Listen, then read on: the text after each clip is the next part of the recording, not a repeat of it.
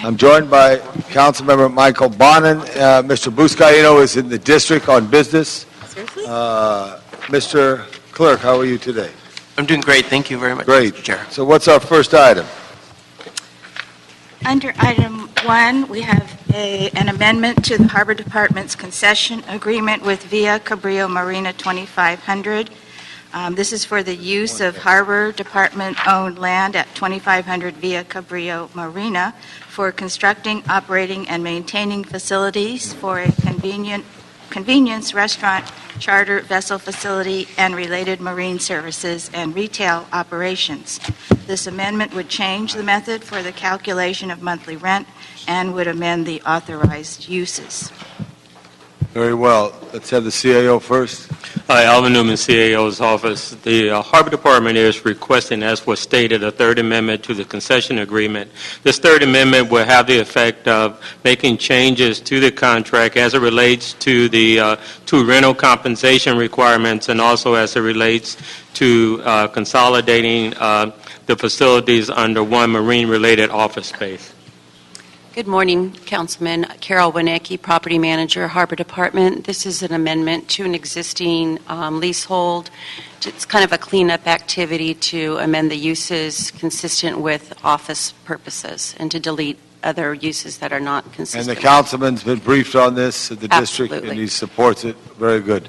I have one public comment card passed by Mr. Sachs. So, Mr. Bonin, any questions? No. So ordered. Next item. Item 2 is a foreign trade zone developer agreement with STRS Ohio California Real Estate Investments 2.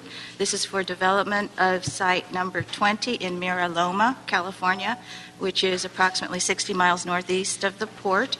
The proposed agreement would have an initial term of 5 years with 3 renewal options for 5 years each. Great, and we have a few more of those, including item 3 and 4 and 5. Could we take them all together? They're all separate locations. There is one that is an amendment, number 5, I believe, to extend the term for a total of 10 years. Correct. In these foreign trade zones, strong support consistently from the mayor, the departments, the council. There's no cards on them. You're familiar with the trade zones, so we could recommend approval of all those if it's all right with you. Can I give Mr. Gross a hard time, though? Sure. No, we're good. Good, Expecting good. it. Okay, so on Madam CAO. CLA, forgive me. I got that, but this is the most unique process that we have in our committee system when the clerk's usually over there, etc. So all these 3 things, we could call them all at once and approve them all? Yes, yes. Okay, so you need to read them into the record, or are we okay? Okay. We're going to call these consent items. Yes. Does that work?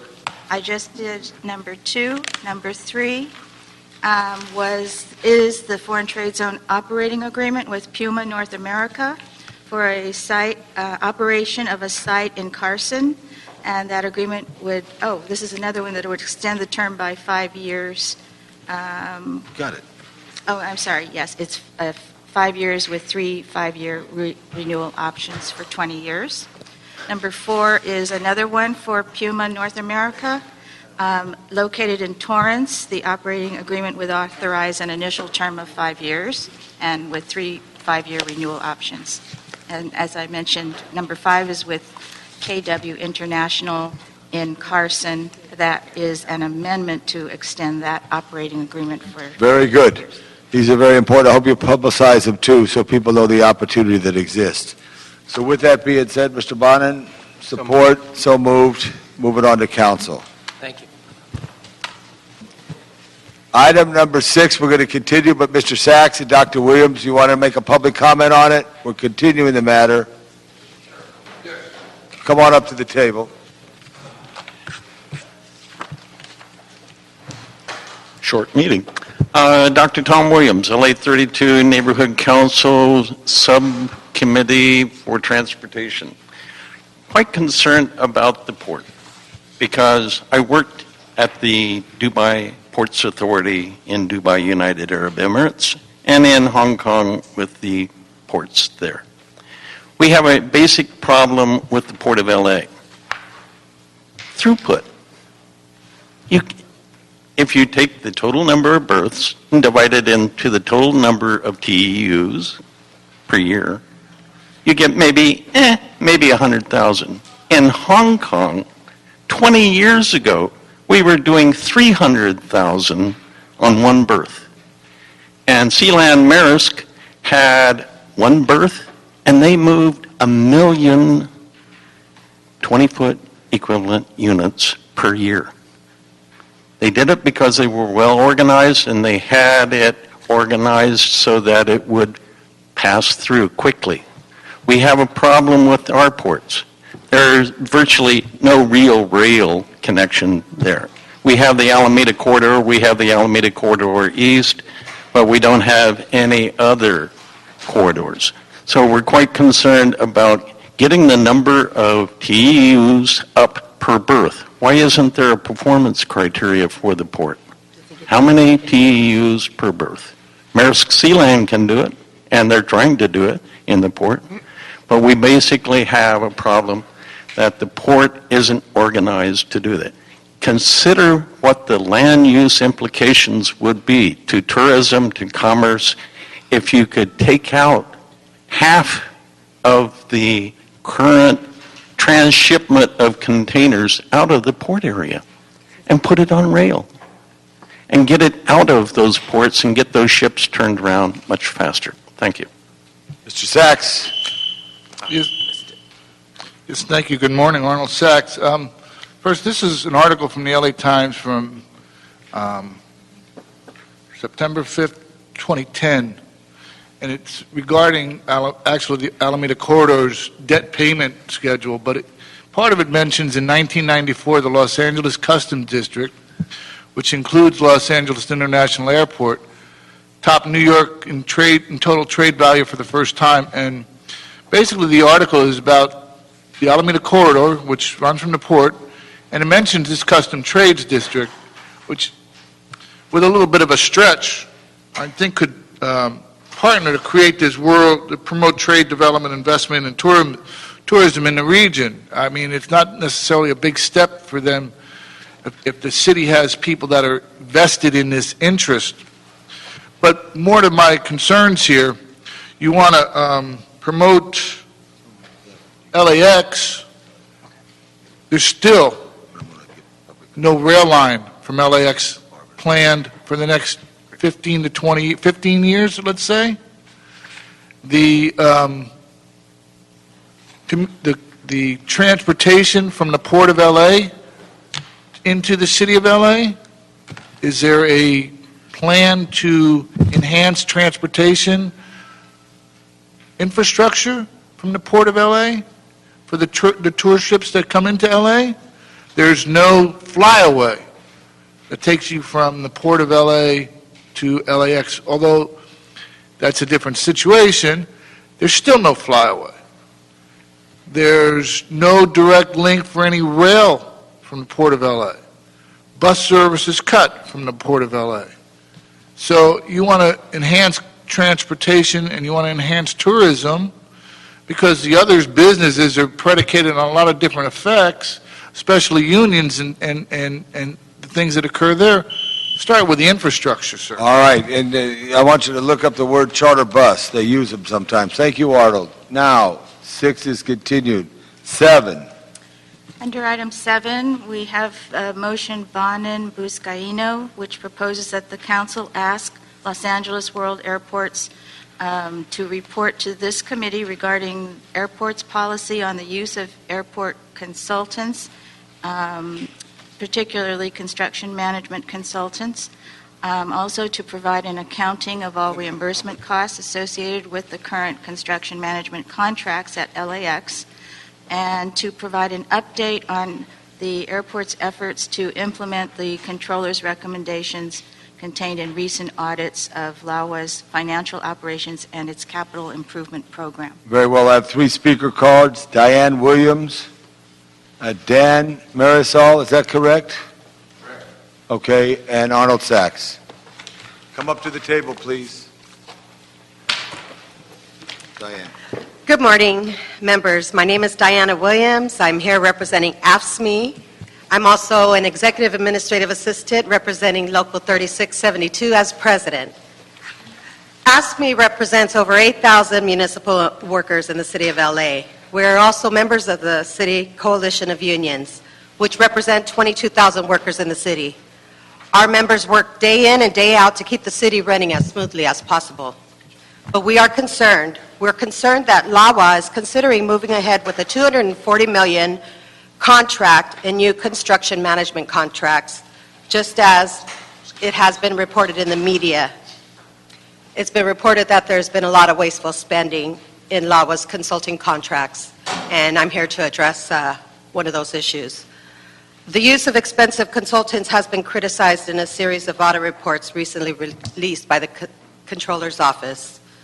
The audit found that LAWA pays between 15 and 20% more to hire contractors than it would pay city staff handling the same job, and that the airport authority lacks a sound strategy for deciding when and when not to hire consultants. As just one example, it was reported in the media that LAWA is paying an annual rate of $250,000 for one executive assistant, who actually is using our title that we work very hard to achieve. This is work that should and could be done by city staff at a fraction of the cost. At one time, this job was performed by a city employee. When that person retired, likely through ERIP, that position was left unfilled, as in most positions that were left unfilled and frozen. The contract consultant hired to be Roger Johnson's executive assistant took over these responsibilities and charged the city at a much higher rate. This is just one example of what has been happening throughout the airport authority. Instead of replacing staff who retire or vacate positions, LAWA hires expensive consultants to do the work instead. But then to read how she justifies her salary in supporting 3 executives is wrong.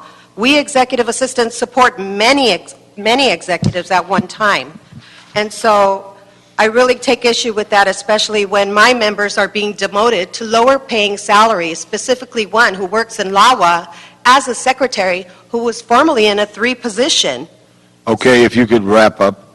So all in all, I just want to remind you that our contract with the Coalition of City Unions states clearly that no coalition member shall lose their job as a result of contracting out, especially when the city continues to face budget problems. We really need to face these issues straight on and deal with them.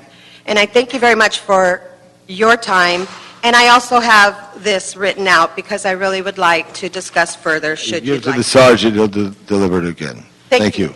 Mr. Sachs, please take your seat up here. Thank you. Go ahead. Thank you. My name is Dan Mariscal. I represent Engineers and Architects Association, and we also have concerns that the consultants that are being used to replace our members as well as AFSCME. We've had ongoing issues with regards to LAWA's transparency in requesting documents and information that would support our members getting experience, knowledge, transfers, and training that these consultants are doing. As a matter of fact, there even could be some issues of our employees reporting to consultants and having the consultants do the reviews, which are supposed to be done by their immediate supervisors. We think that the city would save a lot of money if they were to involve the unions in these consultant contracts pursuant to Charter Section 1022. We urge this committee to, in its report, to include a more forensic examination, including the transfer of knowledge, the training, bonuses that are being denied to employees trying to learn how to do these things that our consultants are doing, and the inclusion of the training opportunities, the hands-on trainings. We could save the city a lot of money. Now, we realize that the LAWA is a proprietary department, but that does not negate its obligation for contractual purposes that our union has contracted with the city with. They are still subject to the LA Administrative Code, and they are still subject to our contracts. We don't think that they should escape this kind of practice or use this excuse that city employees don't know how to do these things. They don't know how to do these things because they haven't received the transfer of knowledge and the training necessary to do these things. You know, we need to partner up with the city, as we have done in the past, and take a real hard, close, forensic look at these kind of practices that are going on. It's kind of sad that we have to hear these things through the media instead of paying attention a little bit more to what's going on. Thank you very much for your time, sir. No, thank you very much, Mr. Sachs. Yes, thank you. Good morning, Arnold Sachs. This is a story from August 20th, 2012, and it mentions LAX brought $39.7 billion to the county. More than $4.1 billion was being spent to spruce up LAX. Airport officials are planning an additional $8.5 billion for a series of capital improvement projects over the next 10 to 15 years. So overall, since you would have started ramping up for the airport in like 2007, and I believe there were some contracts. I know I have a paper here from the Airport Trade, Commerce, and Tourism Commission from 2009. But if you started in 2007 ramping up for this project, and you're talking about 10 or 15 years from today, that's 20 years. And you're paying consultants for 20 years? I don't really give a rat's patoot about who you hire, union or otherwise. I'm concerned about what the public's paying, because while you're paying $300 an hour, $400 an hour, plus, because this story mentions from 8/6/13, they're paying consultants $300 an hour as part of an overall contract with Los Angeles World Airports worth more than $16 million. This is what Paisley Management Group is doing. Well, if Paisley Management Group is paying them, has a contract over $16 million, then they're hiring their consultants, and they're providing the consultants. So why is LAWA paying on top of consultants? Why is that happening? And if it's only happening at LAWA and it's not happening at the harbor, and it certainly would happen at MTA, because we know how open and transparent they are, why is it only happening at LAWA? And maybe you should investigate these other agencies, because if it's not happening at them, why is it happening here? And if it's happening here, would it be happening there? And then finally, a little bit long, on 12/12/12, there was the First Amendment, City Council, for Van Air Development and Construction Consulting with DA 4417 with Jacobs Project Management Company for $76 million. To date, the board has appropriated a combined total of $63 million for all 6 contracts providing construction support services, blah, blah, blah. Staff All right, report- Mr. Sachs. I'm just finishing up from I your know, but report from when City you Council. say blah, blah, blah, that doesn't help me. Okay, well, based on forecasts for all future task orders at this time, staff is requesting the balance of $12 million. Staff requests the board set the total Mr. amount. Sachs, you know how this works, because you've been here many times. You got 2 minutes, you got 10 seconds to wrap it up. Okay, so it lists 6 other companies for construction support services, not listed as part of the 2 that are being hired. Thank you very much, Thank Mr. you very Sachs. much. Maybe you should find out what the heck is going on. Appreciate that. Now I'd like to ask the airport staff, please.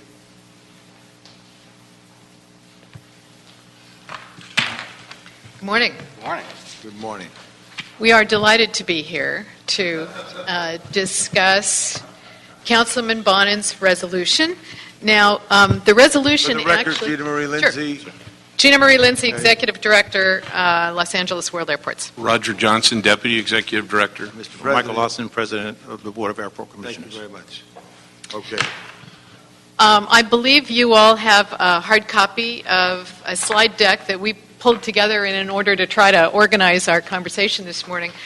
Councilman Bonin, your resolution asked for not only information on our use of consultants and our compensation for consultants, but also information on the 3 audits that were done on a fairly broad-ranging set of topics for the airport. This morning, given the time, we've focused on the development program and the use of consultants on development program, but I want to make it clear we are more than happy to come back and address any elements of the rest of the audits that were just recently released. So Elizabeth, I'd like just to let you know, 7 to 11 minutes, give us a run on this here, then we'll have questions. Great. We could go through this here. That'd be great. Perfect. I'll move fairly quickly then. Just to remind everybody of the situation in 2007, several of the speakers have mentioned it.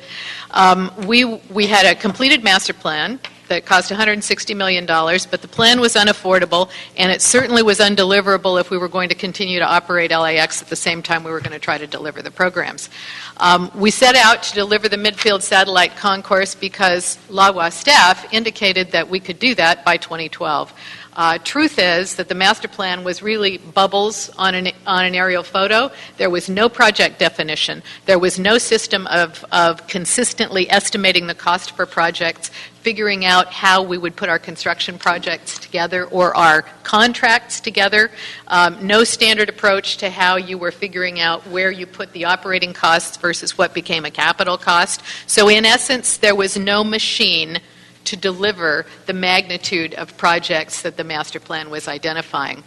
So I'm moving on to page 3, which really gives the anatomy of once we figured out there was no machine there and a whole lot of very nascent ideas for projects, but no real project development, we figured we've got to build the infrastructure in order to build the infrastructure. So essentially we needed to build the machine of the organization that was going to deliver all this. There were essentially 3 options we considered. Those are listed there on the left side of the page with the attendant pros and cons with each of those options. The first is we could try to use all city staff. Now, the positives of that is that we'd have a lot more city payroll jobs, and it would be good for the morale of the organization. The negatives on that is that we would be building an inborn city financial commitment by ballooning the staff that would last forever, or at least for a very, very long period of time. Secondly, the critical mass of that staff had very little, if any, experience in delivering a major airport capital program. And it would provide essentially no growth opportunity, education and experience growth opportunity for staff, because we'd be just working within our own gene pool. So we looked at the other option. The other side of the spectrum is use all consultants. And there was a strong case for this that says just go get one of these big consultants that is an all-in service provider and just have them off delivering the capital program. The positives on that is that it would have been very efficient. The negatives on that is that there would be no opportunity for city staff to learn. They would not be integrated into what was the major happening at the airport, and therefore we would not be building expertise in city staff. So we did a hybrid approach, which is an integrated program management team, bringing in the experts from all over the world that would be able to help our staff learn how to do this. It's cost efficient. It actually builds expertise in staff. The negative of that is that it was kind of a new idea. Staff was not used to working in an integrated manner with consultants. We spent 2008 and 2009 essentially doing all the things that are identified on slide 4. Building the organization that was going to be able to deliver these projects, which includes things that are as mundane as establishing policies and procedures as to how you use consultants, how you compensate consultants, negotiating with the controller's staff on how that's going to be done, building document management systems, putting project offices in place, and figuring out where contracts are even going to stack their 2x4s. It's pretty mundane stuff, but it needs to be done. And we also identified the most efficient best practices on how other airports were delivering projects these days. Not everybody was using the design, bid, build process, which is the only process that had been used in the city heretofore. We came to the city council, got authorities to use alternative delivery methodologies. The rest of the story is yours. Yeah, and I will run through some of these slides. Some of this does address Councilman Bonin, some of the city controller's audit findings. The first one, and we did take issue with this finding, is that the city had no plan on how to use consultants or when to use consultants versus city staff, which is the question that you've asked us to answer. We actually have a fairly prescriptive process that we went through, and I'll walk you through that. But the most important thing here is really the number of projects, the size of the projects, and the schedule of those projects is probably the single largest driver for how many staff we need. So if you look at page 6, that just graphically shows you the approximately $6 billion in capital improvements that we currently have either completed or are in various stages of design, planning. Just one little question. $6 billion, how much is in people cost? How much is in steel and concrete? I'll just say that. Approximately 78% is in construction. steel, concrete, bricks and mortars, and construction labor. 78%. Right, we're running about 22% soft costs. Significant number. Right, okay. What's really important here is that this is more than just a whole bunch of projects. Because we're doing this on an active international airport with over 60 million annual passengers, this takes on a programmatic perspective. It takes on a programmatic nature, and we have to address this as a program. The next slide that you look at is our cash flow, and it's a historic cash flow, and it's also projected cash flow. What these bars demonstrate is actually millions of dollars of capital dollars spent on a monthly basis, and we go back through 2017, and as you can see, starting from about 2011 when we began in earnest with the LAX development program, going through about 2017, we are spending right now an average of over $50 million a month. In fact, we've peaked at over $75 million a month. Now that translates into the need for somewhere in the neighborhood of 350 professional staff. All right, now if you go to the next page, this is just a basically showing a subset of some of the over 45 different types of professional disciplines that are required to deliver this type of capital project. The ones that are in red are the ones for which the city does not have either, there's no current city classification, or there's no city expertise that covers those type of professional services required on an active international airport. Okay, so the next page, if you look at it, as I'd indicated, we required about 350 staff at about our peak. We have currently 121 existing Wawa staff. Now, I want to say that we started with the development group, there were 5 of us, okay? So what we did is we transferred some staff from other divisions within the department. Some of these 121 staff actually came to the airport from other city departments during the city's budget crisis, when the proprietaries were asked to take city staff that were facing layoff. So we have 121 staff. We have 229 positions then that we have to fill. 93 of those positions are positions for which I'd indicated there's no city classifications. So that leaves us with about 136 positions at peak. There we have a choice. Do we hire city staff or do we contract out? The first thing we did a 1022. We went to every city department. We went to the Bureau of Engineering. We went to Street Services. We went to General Services Division. We went to the Office of Finance, and we asked them if they had individuals that we could use to run the program. Every one of them came back and indicated that they did not have any available resources. I think it's important to identify here that we do use GSD for certain contract. We contract with GSD to provide certain project expertise for us. We do. Just one question as you're going through. When you say that you went through all these classifications, 45 different professional disciplines required, and that there were no city classifications that covered this, or nobody within the city who had the expertise, who makes that determination? And by that question, I'm trying to get at is labor consulted on that as well, the city employee? Yes, labor was consulted on that. So when the determination was made, AFSCME and EAA would have agreed, and there's an indication somewhere that they agreed that, yes, there is nobody with expertise in baggage handling, for instance. So again, that leaves us with about 136 positions to fill, and then we have to make the choice: do we hire city staff or do we hire consultants? The next page is the same graph, but what I want to draw your attention to is on the right end of that graph. When you look at our projected capital program to date, what we have programmed, What you see is we actually are projecting what we'll call a steady state capital expenditure of somewhere between $150 to $200 million a year. And if you look off on the left side, that's fairly consistent with where we were before we started some of the master plan projects. That translates into the need for about 105 staff. Now, I have 121 today. I have a shortfall of 136. That's 257.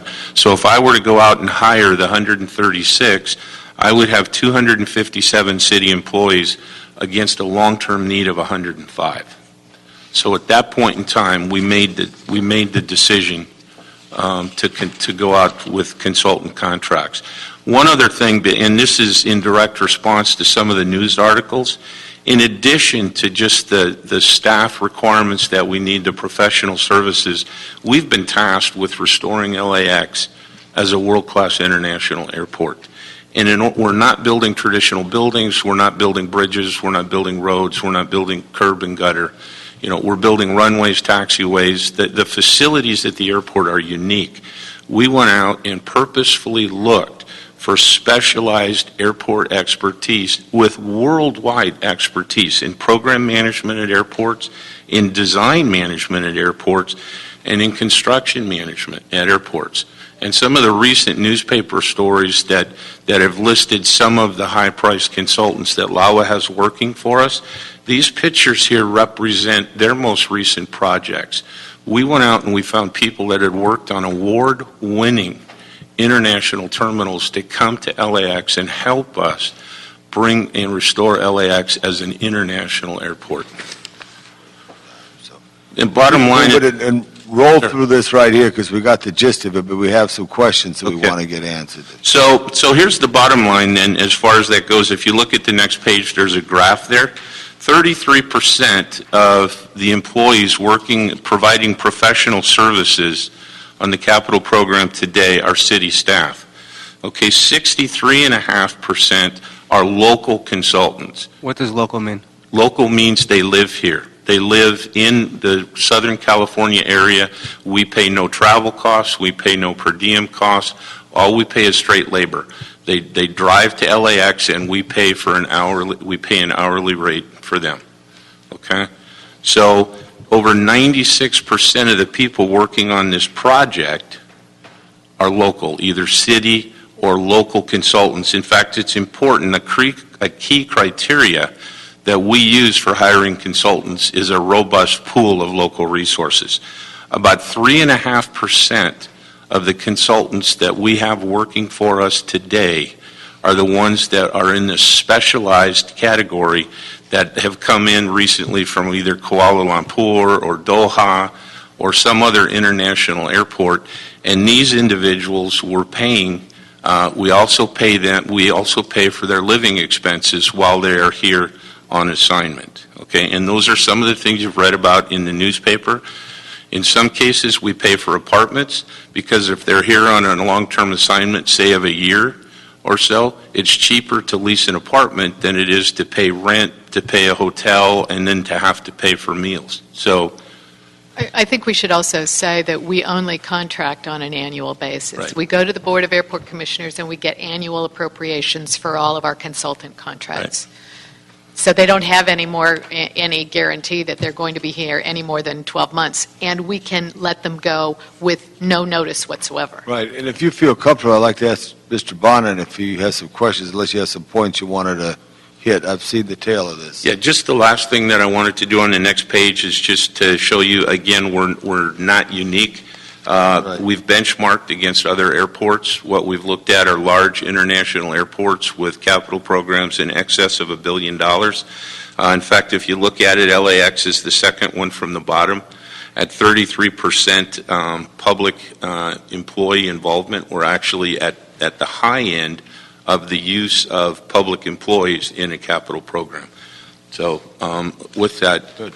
Mr. Bonin, I appreciate your motion, so if you could ask some questions. I have some questions, but I want you to lead the way.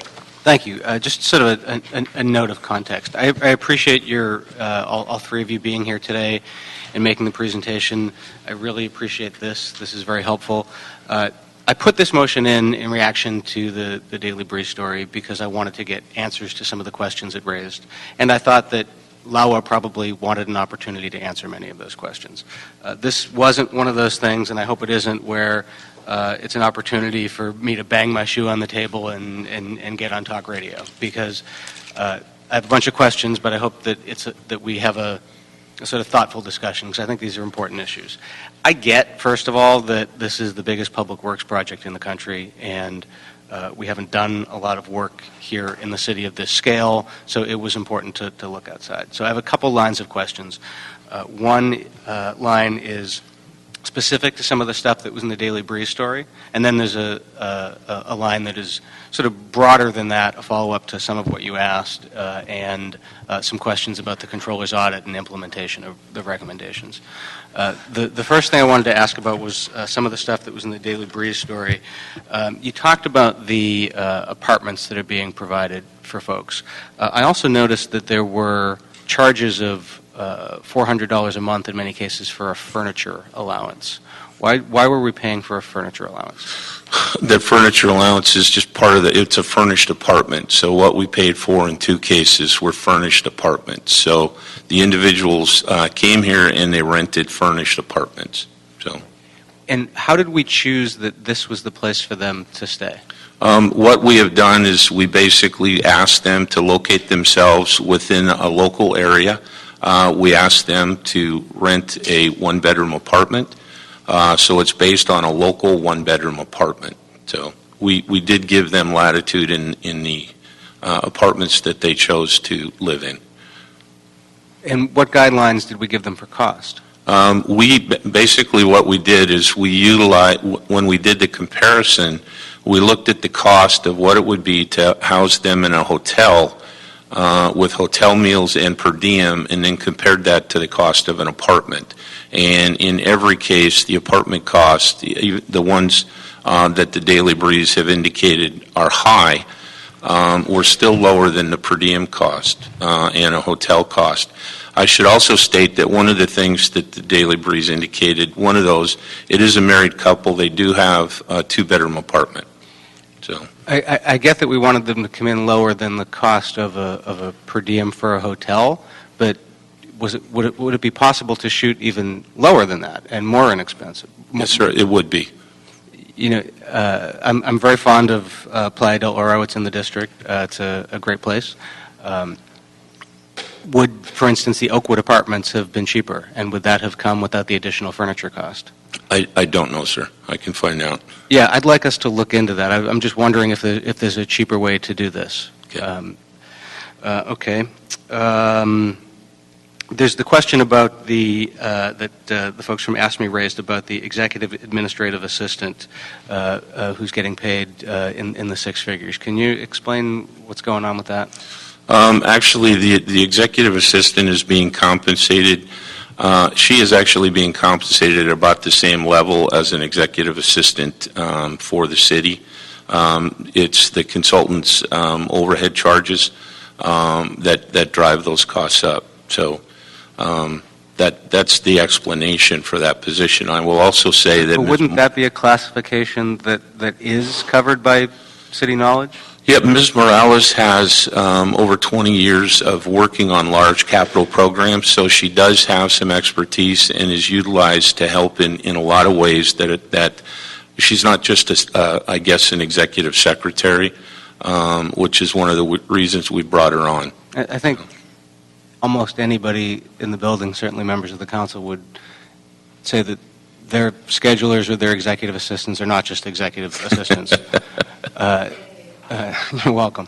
But I get that she may bring some outside knowledge, but there's a whole bunch of people who brought outside knowledge. Why is it important for that position in particular not to be one that could have been drawn from the city pool? Because most of that job classification is certainly something that could be done by the existing city employee pool. Let me answer that. Sure. Initially, it was important that we draw on Ms. Morales' experience in helping us set up project controls systems. I do think that now we can look at being sure we have effectively transferred as much of her unique knowledge as we can to some of the folks that can do the executive assistant work and transition that into a city staff person. That is something that we probably could have, 6 months or 8 months ago, been more focused on trying to figure out a transition plan there. We will do that now. Okay. One of the, I couldn't tell from the Daily Breeze report, there was, one of the companies is based in Pasadena, right? As part Yes, of, at correct. Econ. Yes. and they have, Parsons. and some of the Parsons employees have apartments at Playa del Oro. That's correct. Why does a local firm have employees who are getting apartments? Well, Parsons is a local firm, but the employees that have apartments are not from the local Parsons office. In fact, those employees, as I've indicated, most recently came back from Kuala Lumpur. I believe in the case of the Woodards, who were mentioned in the article, their home is actually in Denver, Colorado. So they have worked on, for the last 20 years, essentially what they've been doing is working on major international airport terminals around the world. I believe the only one Ms. Woodard's ever worked on in her hometown was the new Denver International Airport. So how do we, whether it's someone who's getting an apartment or not, when you say X percentage of folks are local, how are we verifying and confirming that? I'm sorry, I'm not sure I understand the question, Councilman. You reported that I think 60% of the folks who are working on the project are local. How do we verify that? And I'm concerned, I'm curious generally speaking, but certainly you want to make sure that the folks who are getting apartments and the automobile allowance and stuff like that are local. How do we verify that it's local and not someone who works in the Pasadena office? Well, we have every position that we hire, we have a position authorization form that we have that lists that employee's home office. We verify all that information with them. So we do pretty strict verification of all of the information that they give us. So, and we also check the resumes and we also check the references, especially for the individuals that are that rough 3.5% or so of individuals. So one other comment that I do want to make as well, LAWA does not provide personal vehicles for any of the consultants. LAWA does lease vehicles as part of our consultant use. But those are vehicles that are used in their performance of their work. The city does not allow consultants to drive city vehicles. So these consultants have to work on the airfield, they have to work all over the airport. So as part of the professional services, again, it's generally cheaper to lease a vehicle than rent a vehicle. So we do provide lease vehicles. All right, in the interest of time, let me move on to some of the more general questions. One of the reasons for going outside was to get folks with outside expertise. Correct. And as I said earlier, I understand the rationale for that. I can imagine that we reach out to firms that have outside expertise.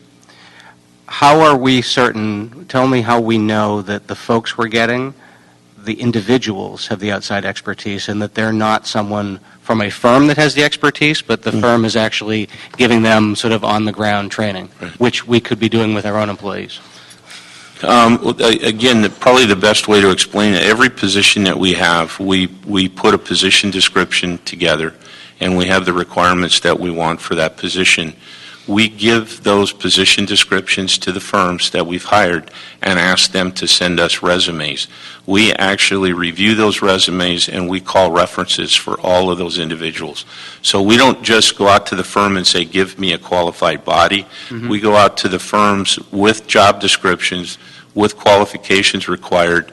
The firms submit to us the resumes, and then we do background checks and reference checks on those individuals to make sure that they have the experience that their resumes say they do have. So we do very rigorous background checks on everyone. Do we do the same thing when they do subcontracts? Yes, we do. You look like you had something to say. Well, I want to make a distinction between the consultant contracts and the contracts, the construction contracts. I think we're talking consultant contract. As long as we're talking consultants, then that's accurate. I think we should also be clear, too, that it's actually a relatively small pool of people that do this kind of work around the world. And so they all kind of know each other, and people that are in airport circles know who they are and know their reputation. So the individual personnel approval forms are really important in addressing exactly what you asked. So one of you talked about the 3 different models you could have pursued in doing this. There could have been all consultant, all city staff, or the integrated one. The integrated one was the sort of newer, the more experimental one. I got a couple questions specifically, but just generally, what have been the strengths and weaknesses of that approach? Weaknesses are easier to deal with, to address. Weaknesses are it's hard because you're basically taking 2 different cultures or maybe multiple different cultures because you have a couple of different consultants from varied backgrounds, and you're bringing them into a city staff that has been fairly established for quite a period of time. And there is a culture of we tell consultants what to do, they don't tell us what to do. So you have to kind of break that apart a little bit in order to open up the learning experience and the knowledge transfer, and that's not easy. I think you actually heard a comment on that from the representative from EAA. He made a comment that in some cases city staff are working for consultants. That is absolutely true. We have consultants in project management positions where they provide technical direction to city staff. However, one of the statements he made is absolutely untrue, and that's that consultants are providing annual reviews or appraisals of those staff. That is not true. But that's one of the ways that we're doing knowledge transfer, by having the city staff without the experience working under the experienced staff. Well, and that's what I wanted to get to was the knowledge transfer. That was one of the objectives of this hybrid model. Absolutely. I'm certainly hearing, particularly since the story came out from city employees who feel that has not happened. Yeah. How is it happening? What are the benchmarks to evaluate it? And shouldn't the goal be that there are, as these projects go on, more city employees and fewer consultants? Yes, and in fact, as kind of that graph demonstrates, at some point in time, we will be back down to, with the exception of those few jobs for which we can't get city employees, it will be primarily consultants. I'll give you a good example. One of our senior positions within Primarily employees. Primary employees, I'm sorry. As opposed to consultants. As opposed to consultants. I heard it. I'm glad Thank the you. gentleman. Thanks for clarifying that. It took the president of our commission to be here to straighten us out. One of the senior positions within the Airport Development Group, because of the number of projects, we've divided the projects under what we call elements. And the elements are common areas of work: terminals, airside, landside, utilities, and infrastructure. When we began the program, over 50% of the element manager positions were consultants. We now have only one element manager that is a consultant, and that is about to be transitioned into an employee. So we've actually transitioned airport employees now into those management positions. We are conducting a significant amount of training people, not just on the engineering side of the house. We've brought management analysts in, we've brought procurement analysts in, and we're teaching them how to manage construction projects, how to manage construction procurements, how to manage construction contracts. So we're doing all of that, and many of those employees have now been transferred into procurement manager positions and contract management positions, where before we had they were working hand in hand with a contractor. They are now working solo with contractors supporting them. Councilman Bonin, I addressed the weaknesses, I didn't address the strengths. The primary strength of the integrated program management team is exactly what Roger is describing. If we want to actually build a corpus of expertise in our staff, this is the way to do it. Two last questions, Mr. Chair. They're multi-part, however. One is, I'm curious who approves the reimbursements that the consultants are submitting. The Daily Breeze indicated a number that certainly caused people to arch their eyebrows. What I'm curious about is who actually approves and disapproves, and are there requests for reimbursement that have been rejected because they didn't meet criteria? Yes, in fact, the last bullet on the last page of the handout that I gave you, every reimbursement invoice is approved, first of all, by the Airport Development Group, by our procurement and purchasing staff. It then goes to our LAWA accountants, the department-wide accountants, and then it goes down to the City Controller's office. So there's actually a three-part approval for every invoice, and all of the reimbursables.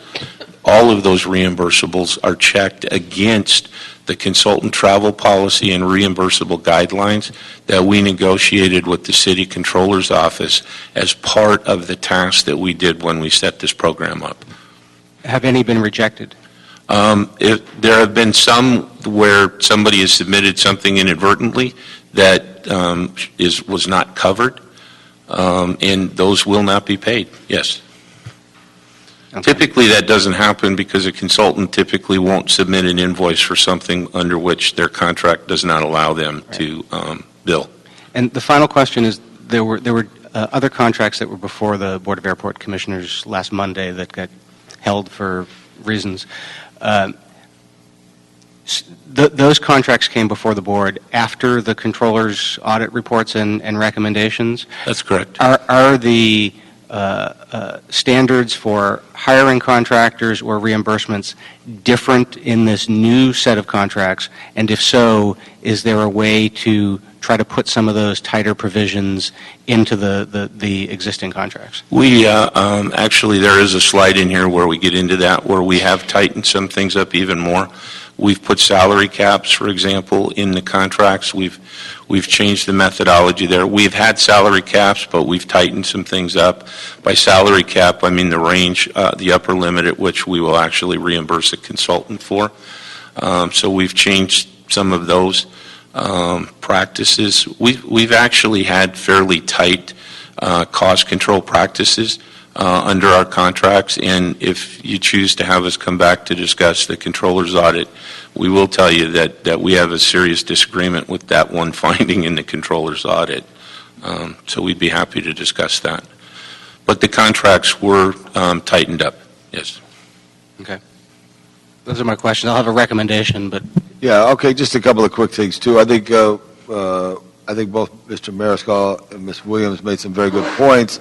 The thing that the culture change, that's the right word, but over my 38 years, there was just robust departments that had talented people who actually turned the first shovels at many of the things that we had, with natural progression of retirement, with the earthquake called ERIP, trying to grab and hold and how to do it. I think general services is so key, but they've been decimated on that issue. Hiring from the hall is such an important tool. Also, I don't know, Michael and Mr. Councilman, is there a tight relationship with a community college in the region, whether it's West Los Angeles or Los Angeles Trade Tech? Because I really think whether they spoke about transfer to knowledge or give an opportunity. I just wanted to ask you, do you have any relationship with local schools? We do. We have partnered with several of the local universities, and actually partnered with several of the local high schools. Yeah, and the community colleges. I want to look at that. I wanted to ask, did you have to fire anybody in this years of process? You've had to fire people who were consultants who weren't worth it? Absolutely. Yes, absolutely. Right, on that issue there. And also, I think it's interesting, too, because when we talk about it, when I went to Felipe Fuentes' swearing-in ceremony on that Saturday, you were there, that tragedy happened at Venice where you responded to it. I was up on Foothill Boulevard, I hadn't been up in the neighborhood, and I turned around in a parking lot, and it was an old motel, and there was the utility crew that is working in Silver Lake, but they're living in a motel in Tujunga. We don't realize that many of these crews come from Southern California or California. The big river supply they came from Sacramento, and they live in motels. This is something that's kind of relatively new, where they moved the whole thing DWP came down and fixed something at Silver Lake from Mojave. The Mojave crews came and stayed at a hotel in Tuesday through Thursday night, on a 4-day, 10-hour shift. So some of these sound exotic. I mean, I'd love to be home, always. That's why I like City Hall and my home with Bridget in Silver Lake. But at the same time, they have to go to work, so there's this challenge here. World expertise is key on this issue here. And but I want to make sure we strengthen some of that, because I think you got to look to the future as you do stop the multi-project. We have the skilled people there, but there were very good points made. But I know that's real time, real operation. So let me hear from your recommendations. I did want to mention those points and thank the public comment from the speakers on those issues, because there's nothing like training that is shared through a work process. But we've gone through a horrible climate, whether it's been, and not everyone who went to DWP or went to the harbor or went to the airport were harbor, airport, or DWP people, but they were city people, and then they got to find their way in the natural recourse of that. Mr. Bonin. Thank you, Mr. Chair. I'd like to ask that, as a recommendation from the committee, that LAWA report back 60 or 90 days, but periodically, I think, on the progress of implementation of the controller's recommendations. And I'd specifically like to see in that report back any recommendations that the LAWA can make about how to keep some of those costs cheaper, sort of the Oakwood Apartments versus Playa del Oro question that I asked, so that the cap isn't the per diem rate, but maybe something more affordable. If they can report back more specifically on what's being done for in-house training, and to sort of share that knowledge base and grow opportunities for existing city employees. And third, if the department could look at the classifications that